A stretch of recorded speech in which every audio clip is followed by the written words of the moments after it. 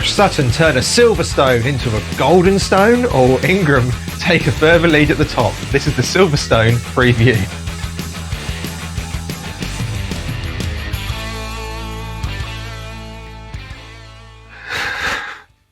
Hello, I said you'd hate it.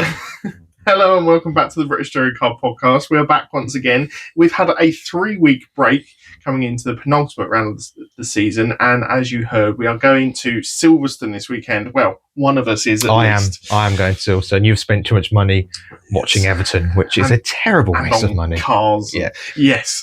The latter I can understand spending money on. The former, to go and watch a 0-0 in the cold, I can't quite understand. It wasn't that cold, but yeah. It's up north, it's cold. Anyway, you're off to Silvertone this weekend. I am indeed. Are you looking forward to it? Because I know it's certainly not your favourite track.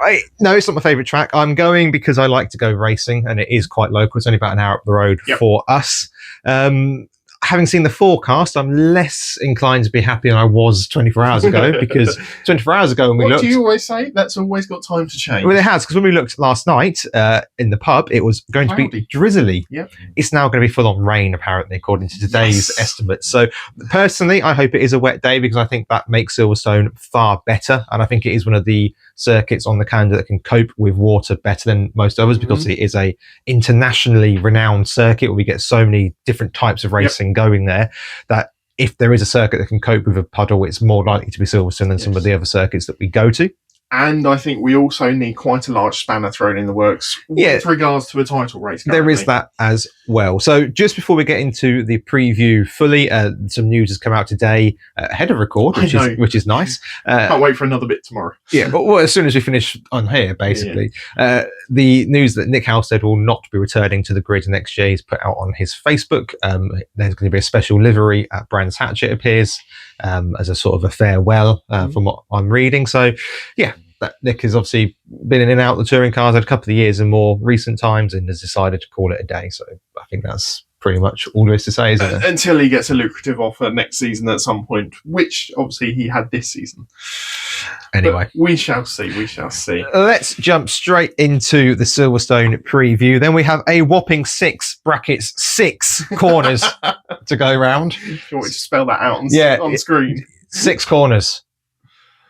Yeah, 6 corners and 2 braking zones. Yep, 1.85 miles, debuted in 1959. The reason I get so angry is because pre-COVID we were going to have the other loop of the circuit added. We've never had that since, and I swear, I could be wrong, but in the Super Tourer days, I swear they did the full circuit. I just remember driving the full circuit on Toka touring cars anyway. Yeah, and I just don't. I know they say, the lap time would be longer, all the support series. Well, that's a you problem. Make it work. Yeah. Make it work.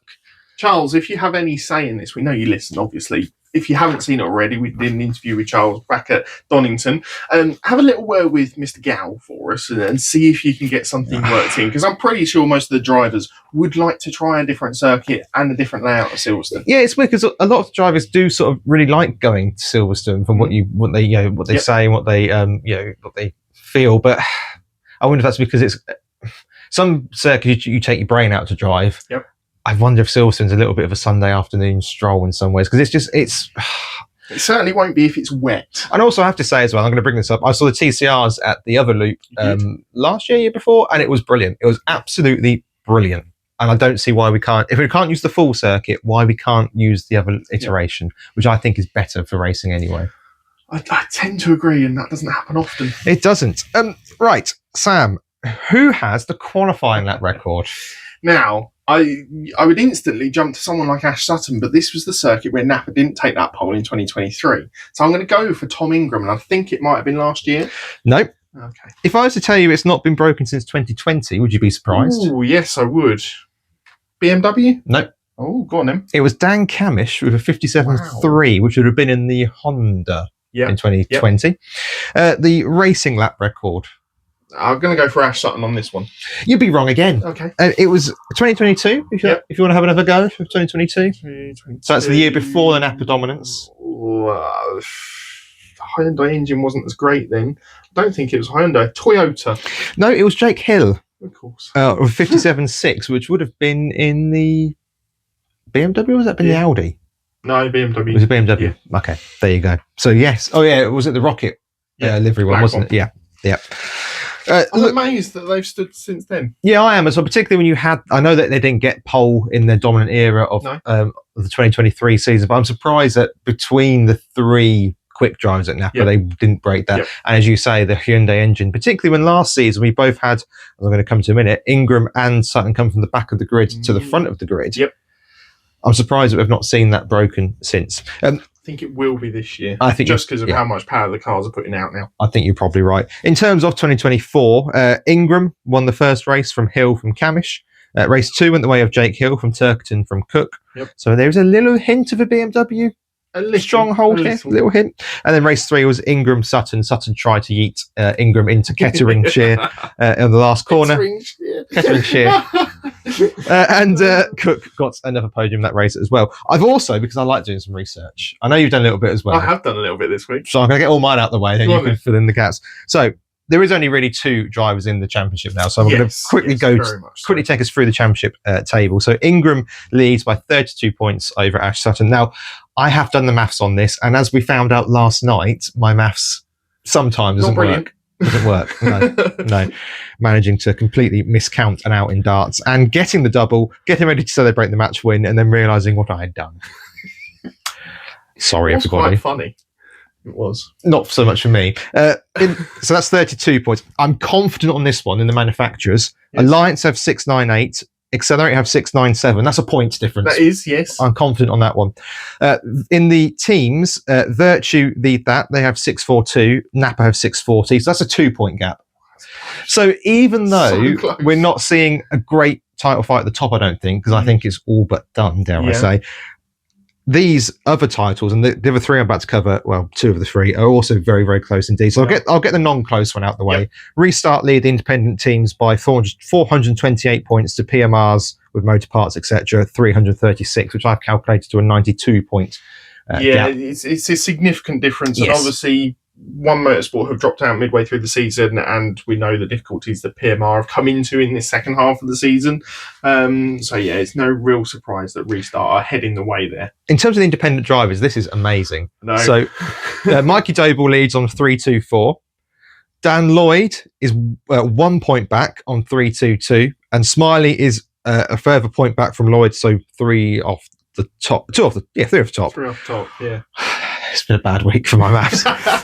And he's on 321. So that one really is flip a coin in the air, and anyone can take it. If you have a non-finish out of one of those 3, you pretty much put it out of curtains. I agree. But it's going to be a really tight finish in that.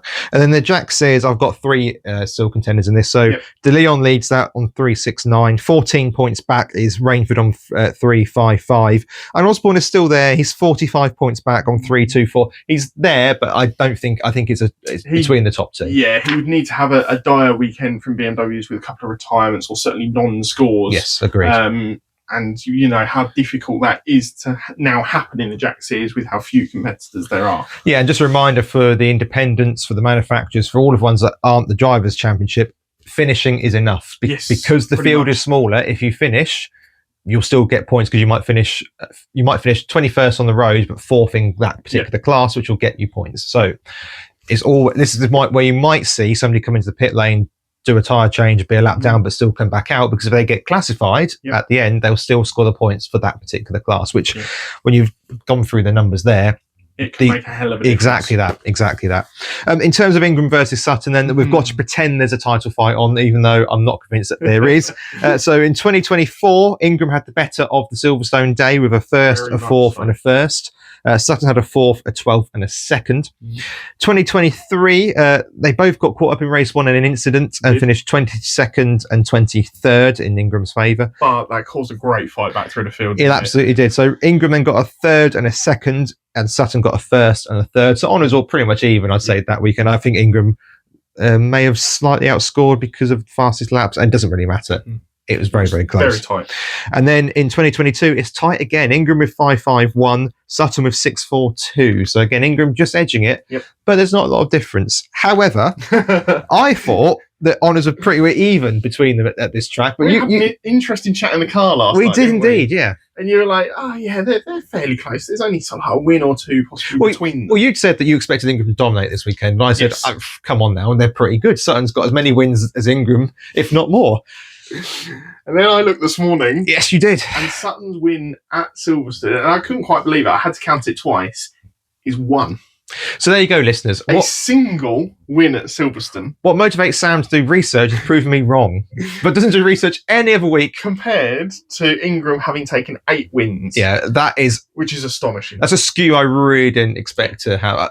Okay, or maybe one might have 5-3 or 6-4, whatever, but to be 8-1 up, that is astonishing. Yeah, he's I think in his years within the touring cars, just at Silverstone, he scored 360 points. That is a hell of...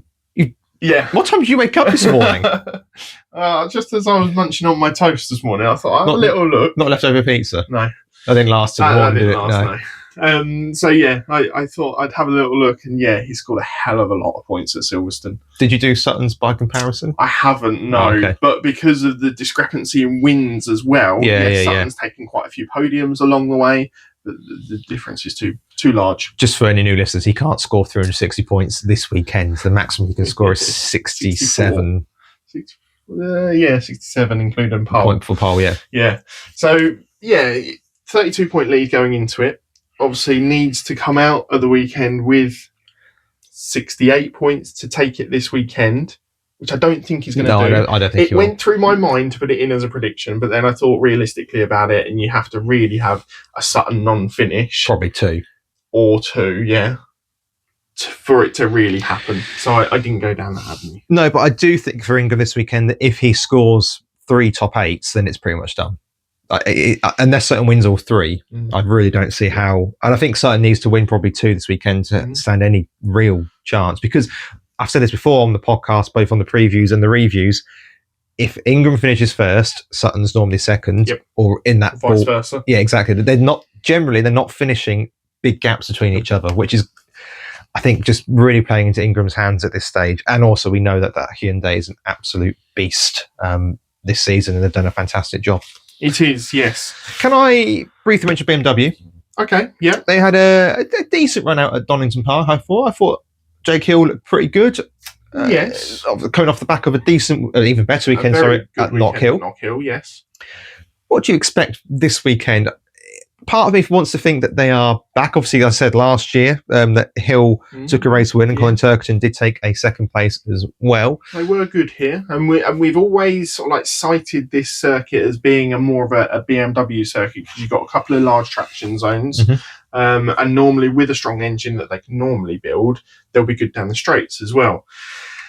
I don't see that as much this weekend. I still think Hill is going to be there or thereabouts in sort of like 6th, 5th, 6th, 7th, that sort of area. I very much think that you've got those top 2 who will be fighting as long as weather or crashes or something doesn't come into play. And then you've got Camish and Rowbottom. Rowbottom's hella consistent at the moment. He is, yeah, massively and so. If he is not up there alongside Sutton or Camish or Ingram, then I'll be very surprised. And it kind of just edges Hill down that ever bit more. Yeah. Which is why I think he's going to be there or thereabouts. He might sneak onto the podium. He might sneak a win if he gets a reverse grid favourably for him. But also the weather could be highly critical. If we're getting rain this weekend, it needs to be really wet for the BMWs to do well, or it needs to be dry.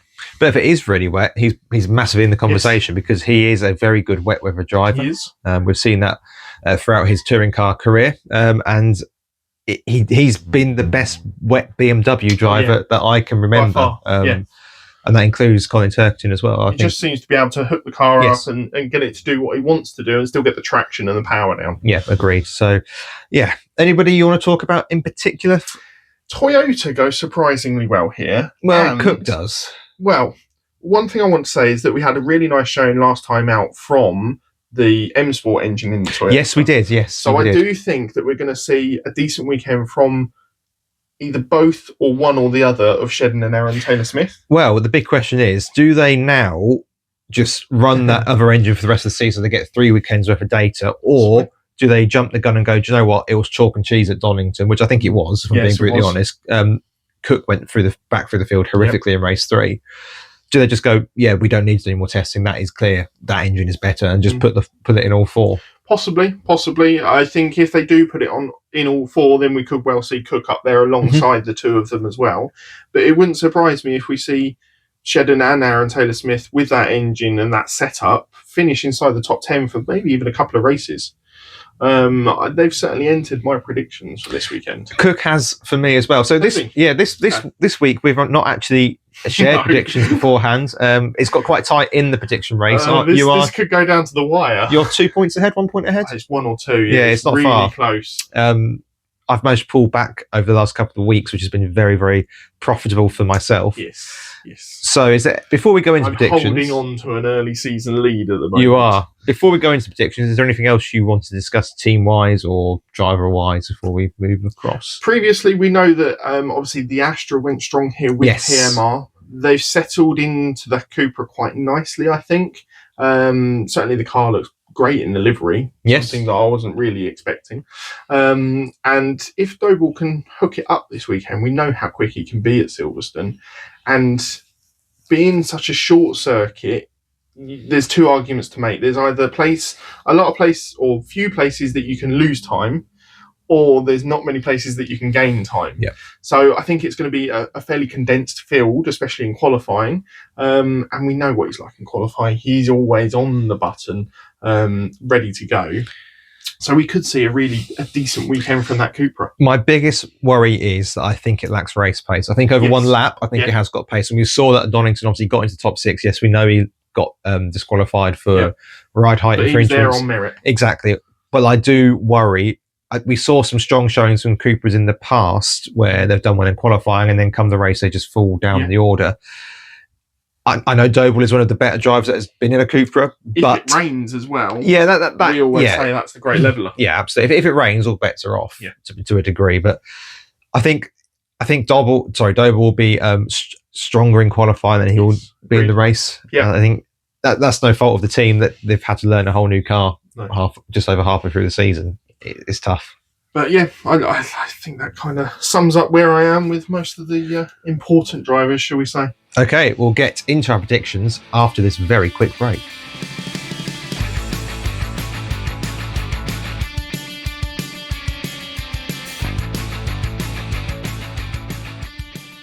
Before we get back to the action, this is just a quick reminder to make sure you have got the bell on, you are subscribed to all of our social media, and you are across everything we are doing. Yeah, leave a comment down below. Who do you think is going to win the championship this year? Ingram. Do you like my hair? What are your thoughts about Sam for president? It's caused a riot. It certainly has. But yeah, get comments down below. Make sure you comment on all our social media posts as well, because we love the discussions. And yeah, we'll be back again soon.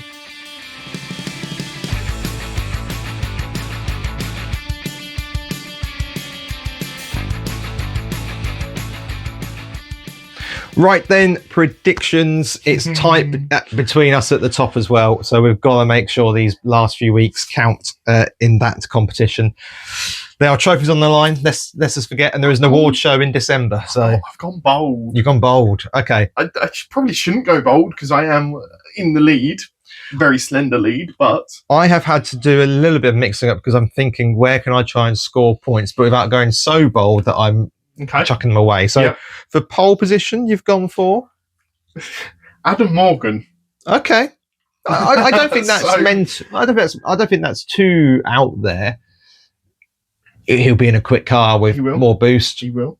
I would say that he's the line I'm going down. I would say he's potentially the weakest of the 4 qualifiers this season in that team. But yes. Crease aside, I'm talking about the 4 that are there now. But yeah, okay. I told you it was a bit rogue. Well, I've got a bit rogue as well. Okay. I've gone row bottom. Yeah, so he crossed my mind as well. He's been really quick. He's been really quick recently. He's got the bit between his teeth to try and finish 3rd. Yep. I think he's currently 4th, which means he'll have a slight boost advantage over some of the drivers. If he can keep track limits off, and I don't know where they'll be doing it this weekend because it changes every single time. I imagine it'll be cops. They'll be doing it there, you'd have thought. Yep. If he can keep... Yeah, but I think that goes for Morgan as well. Both of them have had track limit infringements. I'm fairly confident throughout the season. Well, there is that, yeah. So, I think it won't be one of the people we might necessarily expect straight off the bat. So yeah, I'm going row bottom. I've realised, having looked back through these from this morning, I've gone very high and high heavy on my race winners. Okay, right, okay. So I've gone for Proctor for a race win. We keep doing that. I think he might nick a race 3 or possibly finish like 4th in race 1 and get a race 2 victory. Okay. So I've gone for Proctor for 1. I've gone for Ingram for 1 because it's Silverstone and it's what he does for Silverstone. I've gone for Ingram for 2. That is bold. So, I mean, this doesn't matter because it doesn't matter what order they're coming. But are you thinking back-to-back race 1 and 2? Are you thinking 1 and 3? Either. That doesn't really help my answer. I think he could well go out and win race 1. Mm-hmm. And then depending on the tyre allocation, depending on the weather as well, if we're going to get a wet weekend, then he could certainly go off and win race 2. Could win race 3 if he gets the reverse grid at 6. Exactly. But if he falls slightly back through the field, then I think he's then got enough pace in race 3 to come back through the field to win. I just think he's got the pace. He's got everything about him at the moment just seems to be flat out. I agree. The only thing he's going to have to do, of course, is when you're coming through traffic at Silverstone, we have seen it before, there are pinch points as you come into that final grandstand section. We've seen Turkington be spun around there. We have seen Ingram go there. He has also, though, this year got 3 teammates who are willing to fight for him. Yes, he has.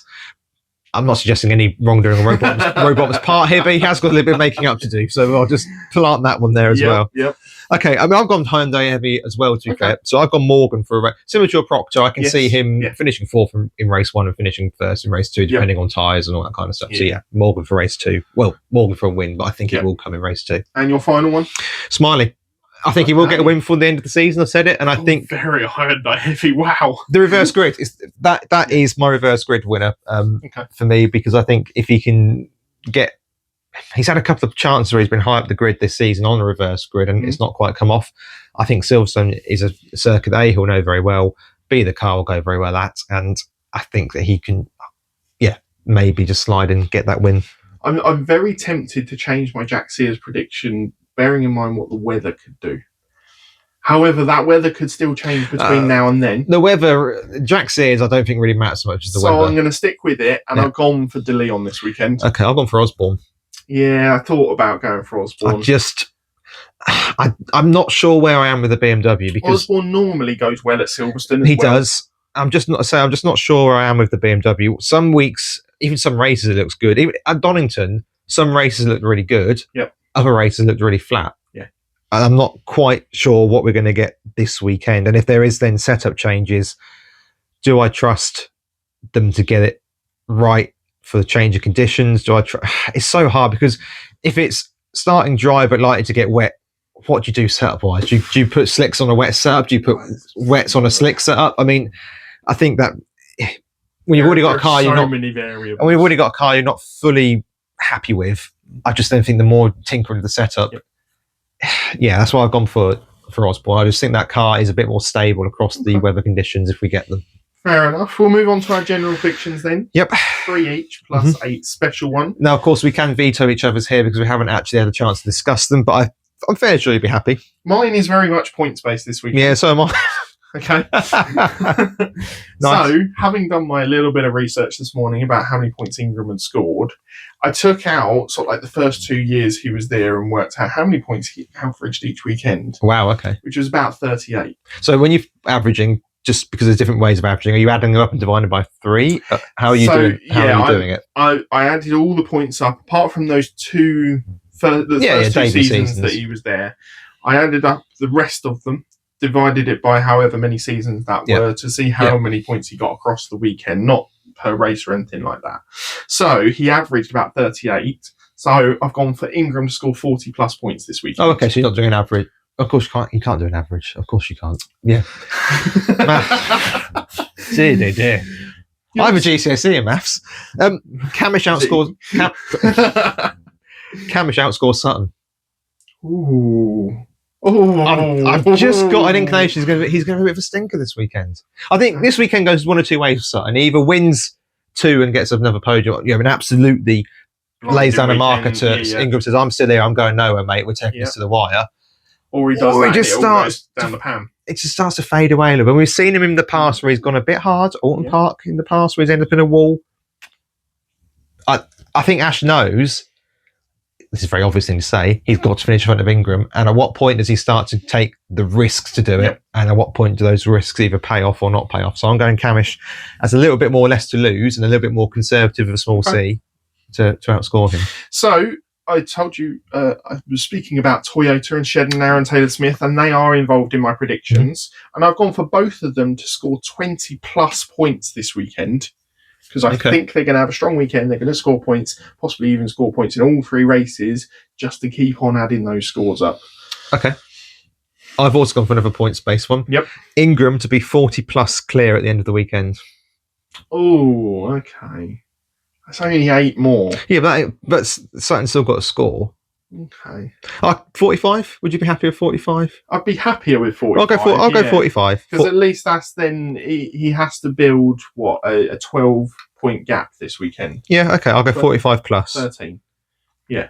That's fine. I'll go 45 plus. That one I did think we'd have a little bit of debate on, so that's fine. Yeah, because it's only if you try and look at the points across a weekend, scoring 8 more than someone is quite possible. Yeah, whereas I think if you're scoring 13, 14, 15 more, especially a close title rival like that, then credit to you. That's fine. I'll go 45. That's absolutely fine. My final one is Mikey Doble on the podium. Are we talking as an independent winner? No. You're talking outright? I'm talking outright podium. Back in a minute, lads. What? Yep. Do you know what? If that happens, I should donate £20 to a charity of your choice. Because you're going to say I was going to have 2 points for it. No. I'll donate £20 to a charity of your choice because I love Mikey Doble. I think he's been a real asset to the championship, and I want PMR to do well. Yeah. But I just don't see it all. Wait for the heavens to open. He normally gets a rain call right. Can I just say, when it rained last, he sort of slid off the circuit on his own, got it a bit wrong, and sort of. He also forgot to start in the right grid position. One time. Yeah. We scrap over that though. He's going to have a really good weekend, and I hope it comes off. He's going to have a podium. I would happily give you that point because I want PMR to do well and I want Dover to do well. What you were saying earlier about how many people you've got to finish ahead, and I just don't see it, mate. I'm sorry. That is. I think if he finishes in a reverse grid position, he would then be able to just about hold on to a podium. The Cooper's not got the race pace for me. look, I've never wanted you to get a prediction right more. No, that makes a change. But I don't see that at all, mate. I really don't. What is your final one, mate? Cook to outscore Lloyd and Dover. Not combined. He'll just outscore. I can't just go for one driver, so he'll outscore. Okay. It's not a combined thing, but he'll outscore both those drivers individually. Yes. Right. Okay. I thought I can't just go for one because that's a bit too. So I shall go for 2 to make it a little bit more interesting. We'll see. And our final special one this weekend is down to the safety car. We haven't seen many of them this year. No, we haven't. In my books. And well, not on the books, they're on the track. And if we're going to get some changeable conditions, then we could certainly have some drivers exiting into the scenery left, right, and centre. Yes. So I think we're probably going to see a safety car this weekend, and I've gone for 6 laps worth. I've gone for 5. Have you? 5. It's a really tricky one because it's a short circuit. So if there's a big accident, you're going to get lots and lots of laps. But if there's not a big accident, you're going to get very little laps, obviously. And as you say, we've not seen the safety car an awful lot this season. No. And also at Silvertone, tempting fate here, I know. There's not many places where a car goes off, you go, right, we have to throw a safety car. There's a lot of places where they can go, okay, we can cover that under yellows, or there's a lot of runoff where they'll be okay. Especially in the wet. Yeah, but it might not rain. I know. How many times have we gone, it's going to rain all weekend and we get sunburn? Yeah, true. Look, Sam, I think if we're recording this on a Tuesday, the BBC would have changed the weather forecast 18 times by the time you put this out to edit. I think if we get any sort of conditions that are changeable, yes. I'm going to put it down to that, then we could see drivers going off, and we know how tight the complex is. The only problem with that, again, though, is that if they go off, there's not a lot of gravel, so they can probably get back on 9 times out of 10. Or they've hit a wall. Well, yeah, small details. but Moffat hit a wall at Donington and just drove on, as did Osborne, and just sort of carried on. Yeah, but we still got a safety car because Proctor We did. yeeted it. Yes. Yeah, but 1 out of 3 ain't bad. Or 2 out of 3, sorry, to get back on track ain't bad. But yeah, Should we get back on track? We'll see how those predictions come in. Do let us know yours down in the comments as well, and the drivers that you think might take a win this weekend, and who's going to take home the Jack Sears title for the weekend. We might have to start doing independents next year. We might have to do that, absolutely. Obviously, a reminder, I am there this weekend. By all means, say hello. Or don't get too wet. Thank you very much. Don't get. I am looking forward to sitting on the sofa and watching. Try not to fall asleep because you're going to be doing the heavy lifting on the review. Let me get all my notes written up. Be very helpful indeed. But yeah, I will be there. I'm looking forward. I do like. Well, I don't necessarily like the racing at Silvertone. I do like Silvertone as a venue because really good for viewing. Yeah, it's good for viewing, and you get more things tend to turn up at Silvertone as well. So there'll be a little bit of hopefully a bit of stuff for the fans to do between races. And actually, just before we round this up, there is actually a decent, packed weekend. So in terms of the touring cars, race 1 is at 11:30, race 2 at 3:20, and race 3 at 5:10. And then in the support categories this weekend, we have Porsche Carrera Great Britain, which has been okay this season. We have Porsche Carrera Sprint. Okay. We have F4s. Yes. And we have what I refer to as the proper minis, as in the ones, the JCWs. The ones that at most of the events. Yes, JCW. So in fairness, that is a pretty packed timetable. It's good to see. We need to have these support races fill in the gaps rather than sort of wandering around drinking overpriced beer. So yeah, happy to have a fuller schedule this weekend. Yeah, we'll be back again early next week with a review. Obviously, we've got to fit it around our darts. But yeah, we'll work something out and bring you all up to date with the action that comes from this weekend. Enjoy the racing. Bye-bye.